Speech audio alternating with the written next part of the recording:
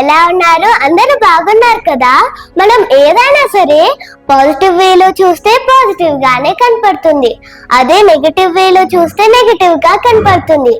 అసలు ఇదంతా నేను మీకు ఎందుకు చెప్తున్నానంటే ఈ స్టోరీ వింటే మీకే అర్థమవుతుంది.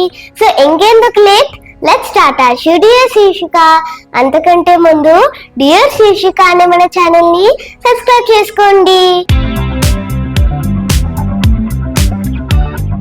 ఒక ధనవంతుడైన తండ్రి తన కొడుకుకి పేదవారంటే ఎలా ఉంటారో, వారు ఎలా జీవిస్తారో చూపించడానికి ఒక గ్రామానికి వెళ్తారు. ఆ గ్రామంలో ఒక పేద కుటుంబంతో కొంత సమయం గడుపుతారు. వాళ్ళు తిరిగి ఇంటికి వస్తూ ఉండగా తండ్రి కొడుకుని ఇలా అడుగుతాడు, పేదవాళ్ళు ఎలా ఉంటారో చూసావు కదా, వాళ్ళతో కొంత సమయం కూడా గడిపావు కదా, దీన్ని బట్టి నువ్వు ఏం నేర్చుకున్నావు అని తండ్రి అడుగుతాడు. మనకి కొడుకు ఇలా సమాధానం ఇస్తాడు, మనకి ఒక కుక్క మాత్రమే ఉంది, కానీ వాళ్ళకి 4 కుక్కలు ఉన్నాయి. మనకి ఒక స్విమ్మింగ్ పూల్ మాత్రమే ఉంది, కానీ వాళ్ళకి ఏకంగా ఒక నది ఉంది. మనకి చీకటి పడితే ట్యూబ్ లైట్స్ ఉన్నాయి, కానీ వాళ్ళకి నక్షత్రాలు ఉన్నాయి. మనం ఆహారాన్ని కొనుక్కుంటున్నాం, కానీ వాళ్ళు మాత్రం వాళ్ళకి కావాల్సిన ఆహారాన్ని వాళ్ళే పండించుకుంటున్నారు.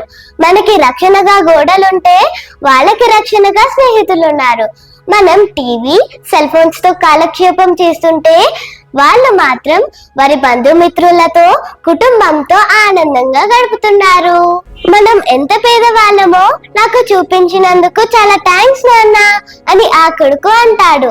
దీన్ని బట్టి మనకేమర్థమైంది అంటే ఆ ధనవంతుడైన తండ్రి తన కొడుకుకి పేదవాళ్ళు పడే కష్టాన్ని చూపించాలనుకుంటాడు, కానీ ఆ కొడుకు మాత్రం పేదవాళ్ళు పడే కష్టంలో కూడా సుఖాన్ని చూస్తాడు.